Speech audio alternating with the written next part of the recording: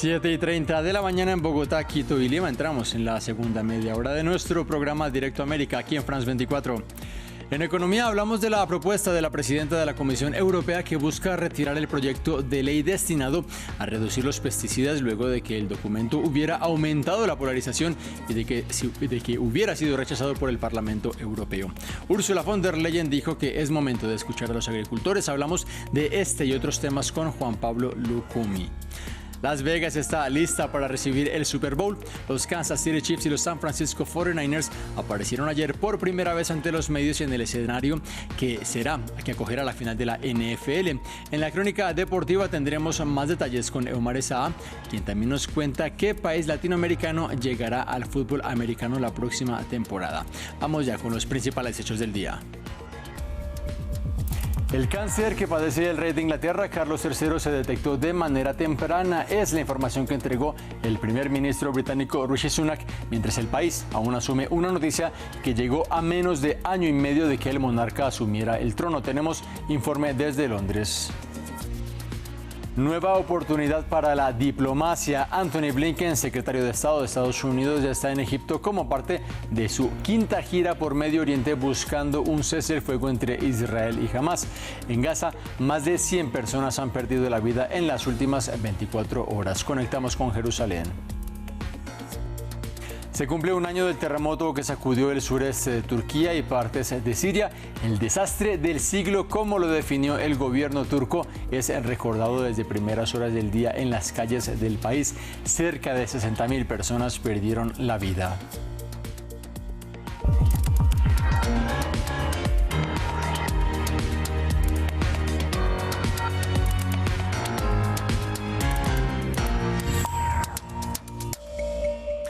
Damos inicio en Reino Unido porque se conocen más detalles acerca del cáncer que padece el rey Carlos III de Inglaterra. Fue el propio primer ministro británico, Rishi Sunak, quien afirmó en una entrevista que la enfermedad se detectó de manera temprana. El país amanece aún bajo el impacto de una noticia que llega a menos de año y medio de la muerte de la reina Isabel II. Previamente, desde Londres, Marcela Gutiérrez nos amplió en el siguiente informe. El primer ministro Rishi Sunak aseguró que el cáncer del rey fue detectado de manera temprana y al igual que todas las personas que hemos entrevistado en la calle le deseó al monarca una pronta recuperación.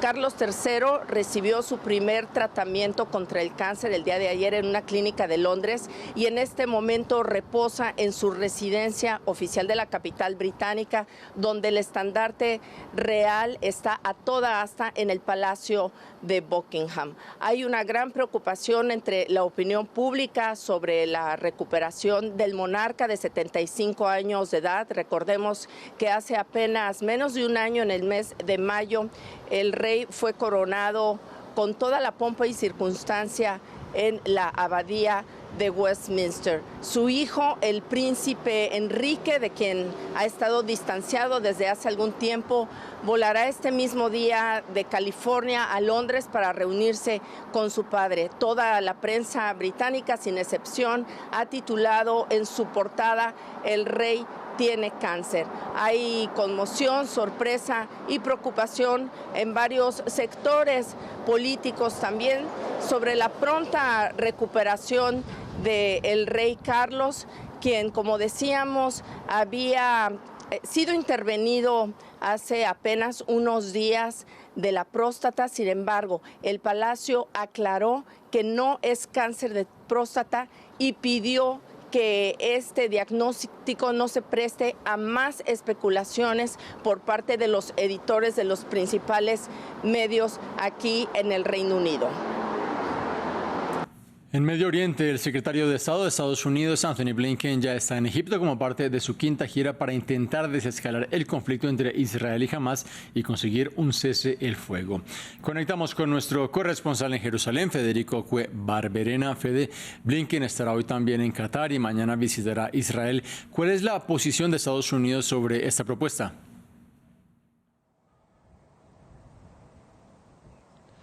Uno de los objetivos de esta gira de Blinken es conseguir dar un impulso a esa última propuesta de tregua que según el borrador surgido de las conversaciones en París, incluiría un inicio de pausa de 6 semanas. Con ese objetivo, Blinken pasó por Arabia Saudita, está en Egipto y se dirigirá a Qatar antes de llegar a Israel. Según un vocero del Departamento de Estado, el secretario de Estado Antony Blinken en Arabia Saudita dijo haber conversado sobre los pasos hacia un fin duradero de la crisis en Gaza, de abordar la situación de desastre humanitario en la franja y también limitar la expansión del conflicto en la región. Según algunos reportes de medios como The Times of Israel, Estados Unidos está claro que no va a señalar o a pedir públicamente un cese al fuego permanente, pero sí espera conseguir una tregua duradera que permita dar tiempo para negociar un cese al fuego permanente con elementos de negociación como, por ejemplo, la normalización de relaciones entre Israel y Arabia Saudita y también trazar una hoja de ruta clara hacia la creación de un eventual Estado palestino. Pero todo esto está en instancias muy preliminares, teniendo en cuenta que todavía Hamás no ha respondido a la última propuesta de tregua surgida en Francia.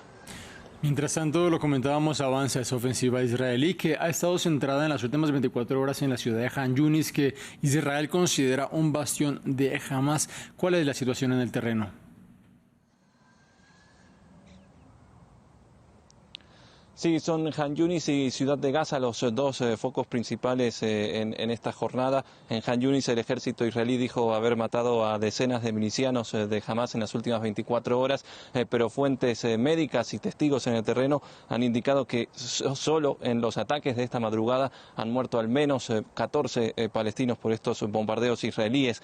También continúa el asedio en los hospitales Nasser y Al-Amal. En el hospital Nasser, dijo el Ministerio de Salud de Gaza, hay 10.000 desplazados forzados, 300 miembros del personal médico y 450 heridos que están prácticamente sin comida, con un recorte en los suministros y también con solo 4 días de combustible para mantener en funcionamiento este hospital. Mientras que en Ciudad de Gaza se han reportado un repunte de los bombardeos, del fuego de artillería y también de los combates en una zona que Israel hace 2 meses había proclamado tener bajo su control. En medio de las crecientes dudas sobre los éxitos de la campaña militar israelí, de la invasión militar israelí en Gaza, el ministro de Defensa, Yoav Gallant, aseguró ayer que la mitad de los combatientes de Hamás han muerto o han sido heridos y también señaló que el líder de Hamás en Gaza, Yahya Sinwar, ya no dirige las operaciones y está, en sus palabras, huyendo de escondite en escondite, afirmaciones que, por supuesto, no es posible verificar de manera independiente. Federico Cuellar Verena desde Jerusalén, gracias por el reporte. De otra parte, continúa la tensión en el Mar Rojo. Los rebeldes hutíes de Yemen afirmaron haber lanzado misiles contra 2 navíos en las costas de Hodeida.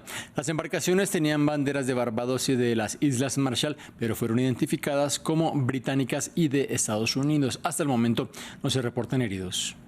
Las fuerzas navales de las Fuerzas Armadas de Yemen y con la ayuda de Dios han llevado a cabo 2 operaciones militares en el Mar Rojo. La primera tuvo como objetivo el barco estadounidense Star Nasia, mientras que la otra tuvo como objetivo el barco británico Morning Tide. Los 2 barcos fueron atacados con misiles navales adecuados y los ataques fueron directos y precisos. Hace un año, un mortífero terremoto devastó el sureste de Turquía y el noroeste de Siria. Turquía fue el país más afectado y perdió a más de 50.000 vidas, pero en Siria, donde murieron 6.000 personas, la catástrofe se sumó a una situación ya de por sí desastrosa. En la provincia noroccidental de Idlib, 2/3 de la población ya dependían de la ayuda humanitaria antes del sismo. Ese auxilio tiene que venir de fuera, pero mucha gente aquí siente que el mundo se ha olvidado de ellos. Más detalles en este reportaje en el terreno de un equipo de France 24. Campo de Idlib, noroeste de Siria. La mayoría de los 6.000 sirios que murieron en el terremoto del año pasado proceden de esta región. La familia Harun perdió un hijo y su casa. Ahora alquilan esta habitación y esperan una ayuda que dicen nunca llegó. Muchas organizaciones vinieron a vernos, pero no vimos ninguna ayuda real. Les explicamos que perdimos nuestra casa, nuestro hijo murió, nuestra situación se volvió trágica y no tenemos dinero, pero nadie respondió a nuestras demandas. Idlib, hogar de más de 4 millones de personas, es uno de los últimos focos de resistencia contra el régimen sirio. Como Damasco impide que la ayuda humanitaria llegue hasta aquí, tiene que entrar por la frontera con Turquía. Pero dista mucho de ser suficiente y, para colmo, las autoridades locales no llevan a cabo la reconstrucción que prometieron. Ese trabajo queda en manos de ONG, como el equipo Molham. El proyecto Molham en Harem consta de 24 edificios residenciales, que incluyen 352 apartamentos. El proyecto comenzó en agosto de 2023. Se ha estado trabajando rápidamente para que estos apartamentos residenciales estén listos en el primer aniversario de la catástrofe del terremoto. Proyectos como este son la excepción.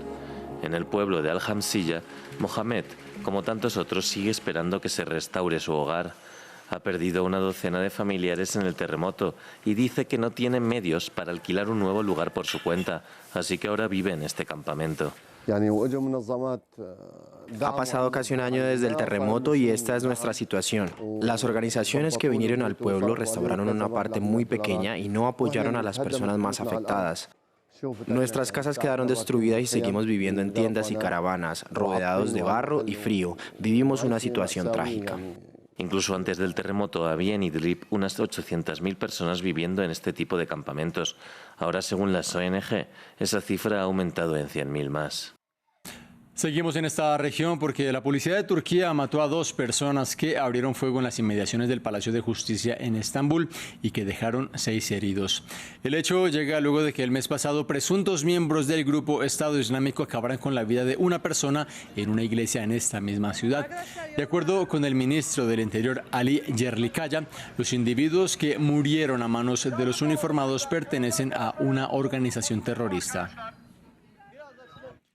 En Kenia, el líder de una secta religiosa y 29 de sus allegados fueron acusados este martes con cargos de asesinato por la muerte de 191 niños a los que llevó a ayunar hasta su fallecimiento. Paul Mackenzie fue arrestado en abril del año pasado después de que se encontraran más de 400 cadáveres en el bosque Shakahola, al sureste de Kenia.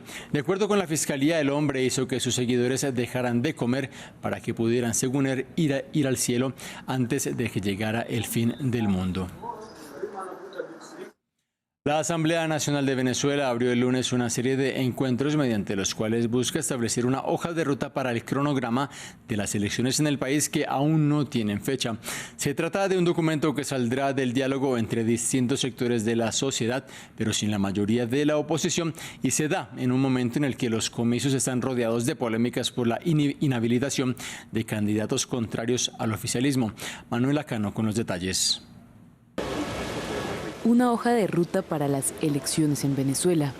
La Asamblea Nacional avanzó en una propuesta de calendario para las elecciones presidenciales. Mientras más reforcemos la necesidad de diálogo con todos los sectores dentro del territorio nacional, mejor se verá fortalecida la democracia y la paz de Venezuela. Se trata del primer encuentro de varios que se celebrarán en el Parlamento hasta el miércoles y que buscan abrir el diálogo entre distintos sectores de la sociedad, como empresarios, trabajadores, líderes religiosos, entre otros. Unas conversaciones de las que saldrá un documento que se presentará ante el Consejo Nacional Electoral a final de semana, pero que no contarán con la participación de la oposición mayoritaria. Ratificar la necesidad de que estas elecciones sean lo suficientemente amplias, lo suficientemente competitivas y ratificar que esa puerta de postulaciones permita que todos los venezolanos que quieran postularse y que puedan hacerlo lo hagan. Los comicios aún no tienen fecha establecida y han estado rodeados de polémica, una que aumentó cuando el presidente Nicolás Maduro aseguró que ganarían los comicios pase lo que pase. Y vamos a ganar, por las buenas o por las malas, vamos a ganar, siempre a ganar. Además, se da poco después de la ratificación de la inhabilidad de la candidata opositora María Corina Machado, una situación por la que Estados Unidos ha vuelto a imponer algunas de las sanciones a Venezuela que había eliminado luego de los llamados Acuerdos de Barbados, en donde el gobierno y la oposición habían pactado unas elecciones libres y justas. Tanto Washington como la Unión Europea han demandado garantías para que los comicios tengan lugar y sean transparentes.